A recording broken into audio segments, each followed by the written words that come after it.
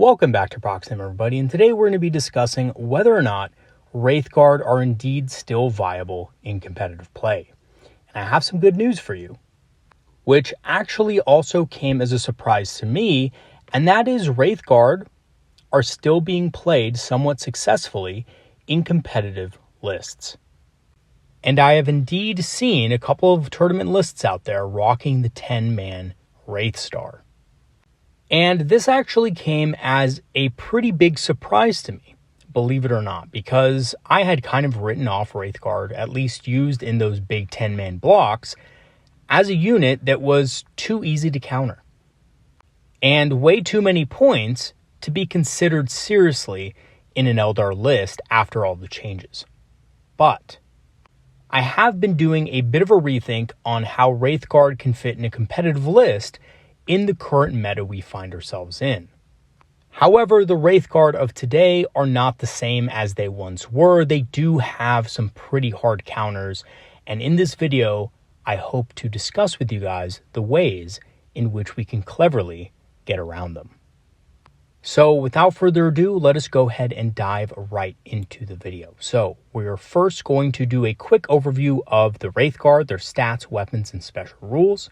We're going to be looking at their strengths and weaknesses, combos and synergies, the 2 Wraithguard builds you should consider in your lists if they do indeed fit, moving and positioning Wraithguard for success, and lastly, how to use Wraithguard in an Eldar army and how to make the most out of them. And right before we get into the video today, I do want to just give you guys a quick reminder that I am selling some of my Eldar miniatures. So if there's anybody out there who wants to pick up some well-painted Eldar miniatures at a decent price, I will leave the information for that in the description below. Alright, so looking at the stat line of the Wraithguard, they are very durable. Of course, they got a massive buff from 9th edition to 10th edition in their durability. Toughness 7, 2+ save, which remember before they were toughness 6 and a 3+ save. And they have 3 wounds apiece as well. So they are a very chunky unit. But they do have a bit less movement than the normal Eldar models at movement 6. However, because the Spiritseer that you will inevitably attach to this unit is movement 7, that model, and that model alone, can actually move 7 inches. So on the first turn of the game, if you go first, you can actually move 7 up with the Spiritseer and still be in unit coherency. Now, you do have to watch out for precision fire and things like that if it is at the front of the unit, but it's a little hack at the beginning of the game that you can use to get a little bit of extra movement and maybe get you on that objective first. As for their ranged weapons, they have either Wraith Cannons or D-Sights. Wraith Cannons are excellent against vehicles as well as monsters, and also deal some good damage to Terminator equivalents as well. Anything basically toughness 7 or below is going to be in a world of hurt. I'm looking at you, Mega Knobs, because the Wraith Cannon outside of the Wa turn is going to absolutely wreck Mega Knobs. Devastating wounds on top of it means that models with an invul save, of course, will be also vulnerable to them as well. As far as the D-Scythe goes, it is very good at clearing infantry and can punch up due to their high strength and AP. So, it's not ideal against vehicles and monsters, but they can deal with vehicles and monsters that are a little bit lower on the toughness side, maybe toughness 10 or even toughness 9. They're pretty good at dealing with them. But what I think D-Sights are really best at is clearing up marine equivalent enemies. Basically anything toughness 5 or below that doesn't necessarily have an invul save or, an extremely high wound count is something that the D-Scythe is very good at. However, both of these weapons, of course, do hit on a 4+, which is really why it is encouraged that you attach a Spiritseer to the unit to give them +1 to hit. As far as their melee weapons go, they have a decent number of medium strength 5 attacks, but they have no AP on these attacks. So 3 attacks at strength 5. It's not bad, but it's also not great. So don't expect them to do that well in combat, but your opponent also can't just tie them up with something like cultists, because these guys will beat them down very quickly. As far as their ability goes, when targeted once per battle round, the Wraithguard can attack the enemy that attacked them, which is the change that had everybody up in arms, because it basically meant that the Wraithguard's ability to control the center of the battlefield was reduced. And while this is a serious blow, it just requires a little bit of patience on the player's part and a little bit of Eldar trickery, and of course knowledge of how the fight phase works, which is going to be very important because normally they cannot shoot while engaged. But if the enemy unit happens to kill the models that are in engagement range with the Wraithguard, then you can still shoot because that unit is technically no longer in engagement range and therefore an eligible target. Your models can also, by the way, attack monsters and vehicles that charge into you if those models are unengaged themselves. So if your Wraithguard models, maybe you have one or two of them engaged and the enemy charges in, of course, strikes first, does their damage, and you still have Wraithguard left at the end of those attacks, those Wraithguard that are not engaged can make attacks against it, of course, at -1 to hit, because that monster vehicle is still technically engaged in combat. So, you can't obviously have it all, but that's still very powerful. There's so many times that a Dreadnought will walk in and tank shock and do a bunch of damage, and, your Wraithguard would normally be pretty cooked. But if you're patient, if you wait for your ability, you can actually cook that Dreadnought in response under the right circumstances. And later in this video, I'm going to show you exactly how to do that. So, as far as their warrior options go, again, they can take Wraith Cannons or D-Sights, but all of them have to take one or the other. You can't mix and match, unfortunately. As far as their points cost, they did take a hit. They are 190 for 5 now, which is pretty expensive, and they can be taken up into units of 10 for 380 points. And basically what that means is that with the support that is needed to make this unit successful, they're going to be well over 1/4 of your army's points. So one mistake with these guys, and you're going to be in a world of hurt, not only on the board control, but also in the game in general and in the amount of damage you can do to your opponent. Because again, this is a very expensive brick of infantry. Now, having said that, they are infantry models and they do have the infantry keyword, so they can easily move through ruins and across the board. But they do have a little bit of a bigger base size, so you do have to also keep that in mind. As far as their strengths and weaknesses go, their strengths are obviously they are extremely tough against small or medium arms fire, to the point where it's basically not even worth it to shoot at them. Toughness 7 means that anything above strength 4 is still going to be wounding on 5+. And of course, strength 3 is going to be wounding on 6s. Now, if that wasn't enough, of course, you can always give them fortune for -1 to wound on top of it. They have a 2+ armor save base, which can be improved by cover. So if an enemy unit is shooting at them, and of course they're in a terrain piece, they're going to be even more durable. As far as their ability to hit the enemy, they hit extremely hard against tough targets. The Wraith Cannons and the D-Sights both can make a mockery out of armor.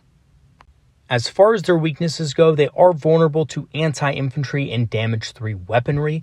So anything that is going to punch above their toughness, so strength 8 and above, or has damage 3 is going to be a bit of a pain for them. They're also susceptible to anti-infantry type attacks with that keyword, devastating wounds, basically anything that is good against really tough targets. They are also susceptible to close combat, and with the plethora of strong close combat units that are dominating the meta, both by orcs and by other armies like Space Marines with their aggressors or Space Wolves with the Thunderwolf cavalry, they are going to be really vulnerable to those types of attacks. And the only real way to get around this is with very precise positioning.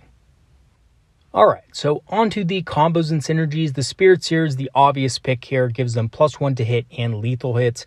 I know it seems like it's a bit of an anti-synergy with dev wounds, but you're really focusing on these guys' ability to pierce through regular armor saves.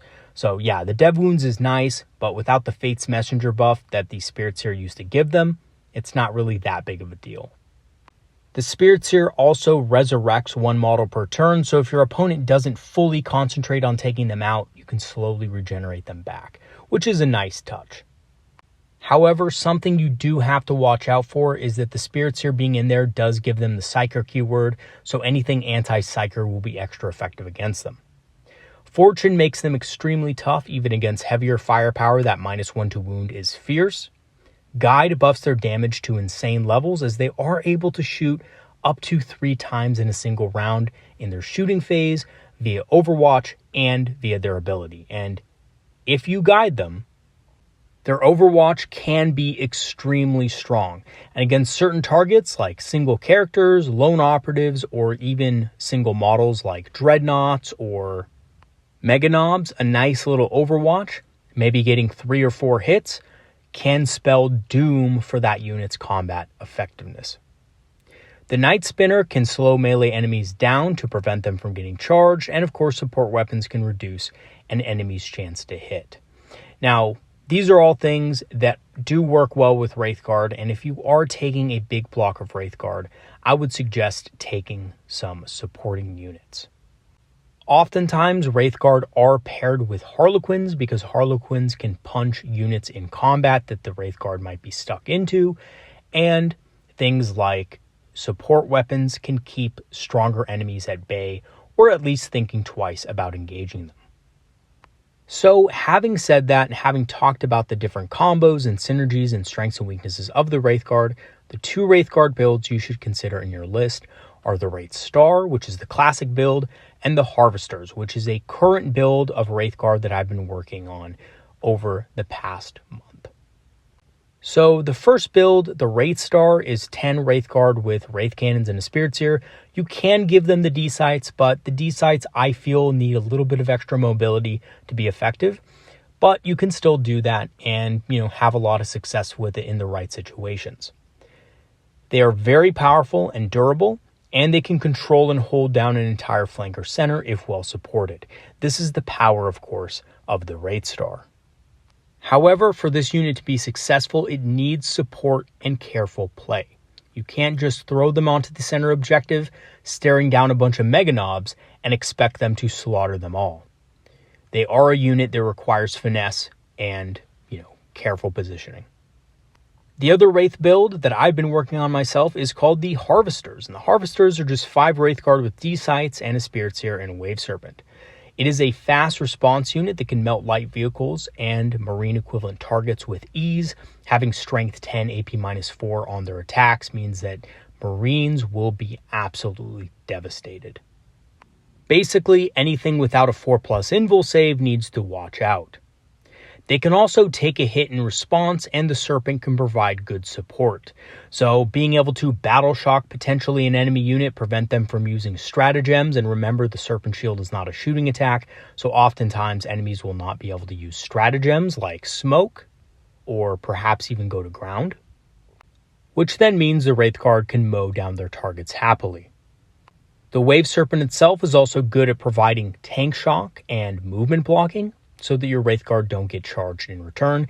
They have an extra short range on their D-Sights, so that is a potential problem. Alright, but what about moving and positioning your Wraithguard for success? Because, I've been talking about this pretty much the whole video. Wraithguard need good positioning and movement to be successful. So how do you do that? Well, there's 3 basic tenets that you need to follow when using Wraithguard in your list, if you want them to be successful. So the first thing, of course, is to screen out powerful melee units like Mega Knobs and Aggressors and things like that. If you are not positioned well, these units can tear your Wraiths apart pretty quickly. And again, like I said before, Wraiths are super expensive, so that would be a devastating blow. The other thing you want to make sure that you do is advance quickly up the board and get into a good position early. This can set them up for massive success. If you can get your Wraithguard to an area that your opponent wants to move Mega Knobs or vehicles or Dreadnoughts to, they can easily stop your opponent from doing that. So being able to advance quickly is a big deal. And keep in mind, you can obviously use a Fate Dice for an auto advance 6 to get them up the board quickly. And, in a pinch, you can also use Fire and Fade. It's only 6 inches, but that could mean all the difference in the larger picture of the game.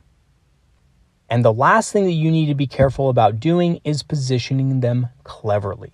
So I will go ahead and give you guys an example of what this means in just a second, but to give you a preamble to this, no matter what you guys do, sometimes there'll be an enemy unit that can, of course, charge you. And once that happens, if that enemy unit is a bruiser type unit like a Mega Knob or a Terminator, they're going to go down pretty quickly. So you do need to come up with different ways of protecting your Wraithguard and making the most out of them, even in those situations. All right, so what does moving and positioning Wraithguard for success actually mean? Well, I have some good news for you guys. It's not just an empty platitude that everybody just says you have to do, but actually doesn't have any idea how to do it. Positioning Wraithguard for success means cheesing the fight phase. And guys, this isn't just something Eldar do. In fact, a lot of players do the exact same thing. But it works even better with Eldar because we get to shoot after we're attacked. And that includes in close combat. It's not just shooting attacks, it's also in close combat as well. But Proxy Hammer, Wraithguard don't have the pistol keyword anymore. What do you mean they can fire into combat? Well, technically I'm not talking about firing into combat or firing while engaged. What I'm talking about is a little bit of something we like to call a sequence break. When something happens before the enemy can respond. So this is basically what goes down. You position your Wraithguard on the objective here. They're going to be in red, but you put a couple of models out in front to basically block the rest of that assault unit from being able to engage more Wraithguard. So in this particular example, we have two Wraithguard basically screening out most of the unit from being able to make it into base-to-base contact or within 1 inch of the other Wraithguard in our unit. And essentially, what it looks like is that we're putting them in a vulnerable position. But once your opponent charges and makes base with the first model, and then realizes they don't have the movement to get into base with any other units or models, I should say, except for the first two in front, they're going to just take the charge, right? They're just going to charge into those two models and pat themselves on the back. However, once they make their attacks and kill those two models, or perhaps more, depending on how hard-hitting the unit is, they may kill 3 or maybe even 4 Wraithguard out of this, you get to shoot the enemies back. Because basically what you're going to do is you're going to pull the models that were in engagement range with the enemy unit. So you're going to pull that one that they charged and the one that's also in engagement range a little farther back. And then this satisfies the requirements for the Wraithguard's ability, which is after the enemy's attacks are resolved, and of course you've pulled casualties, you get to attack the unit that attacked you.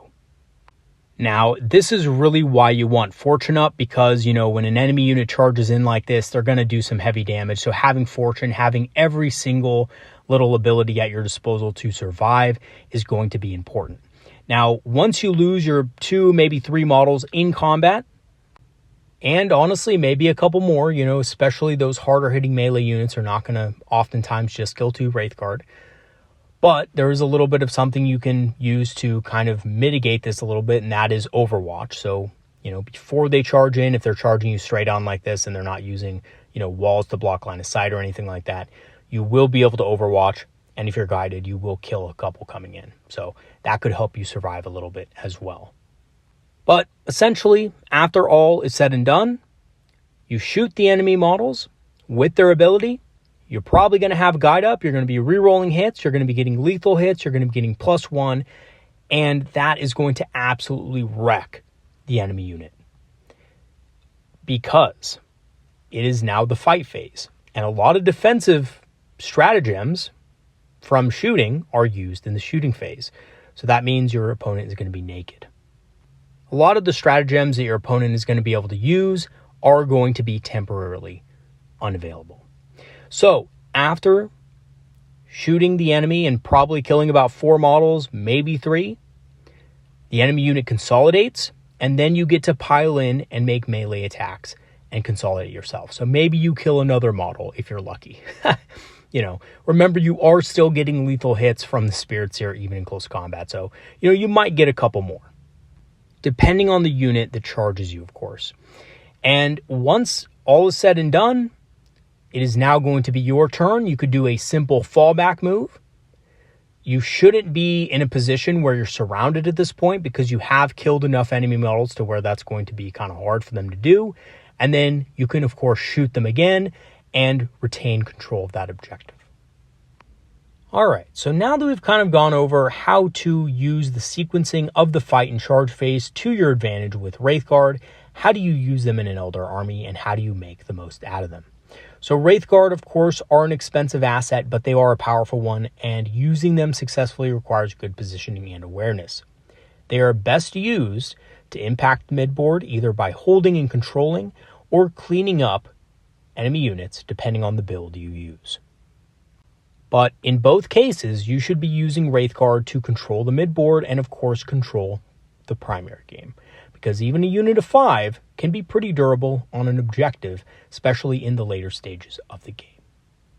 So, in conclusion, Wraithguard may be a lot harder to use than before, but if used correctly, they can still impact the board in some big ways. The key is being able to eliminate their biggest threats early, so the units that are going to just tear them apart that are really fast can engage them and do a lot of damage. You want to be able to screen those units out or take care of them. And in addition, position them cleverly to get the most out of their ability. Even this requires a little bit of sequencing cheese on your part. All right, everybody, that is going to be it for today's video. Thanks for watching, and thank you once again to all my patrons and supporters who have supported the channel over the last year and a half and more. Your help has greatly improved the channel and helped it grow significantly.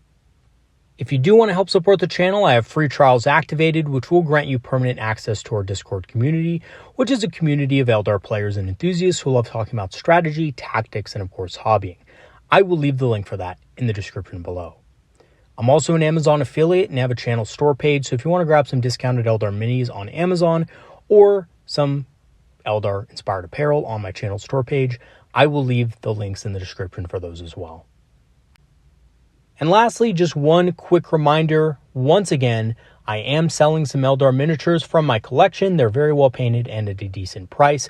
I will leave the info for that in the description. All right, everybody, that's going to be it for today. Peace out, and I'll see you guys next time. Have a good one, everybody. See you later.